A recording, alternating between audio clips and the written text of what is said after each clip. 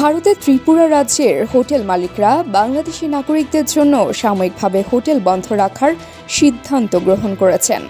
সম্প্রতি অনুষ্ঠিত ত্রিপুরার হোটেল অ্যাসোসিয়েশনের জরুরি সভায় এই কঠোর পদক্ষেপ নেওয়া হয়।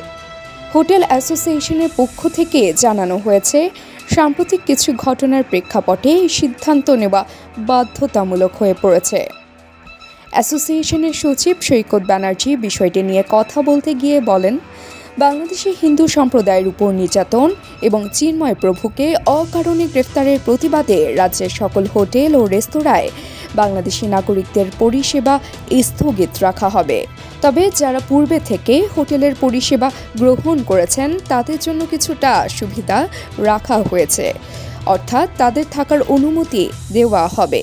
অন্যদিকে নতুন আগত বাংলাদেশি নাগরিকদের জন্য পরিষেবা প্রদান করা হবে না।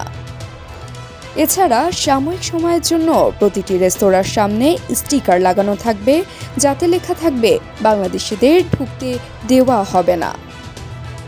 অ্যাবি নিউজ ডেস্ক রিপোর্ট।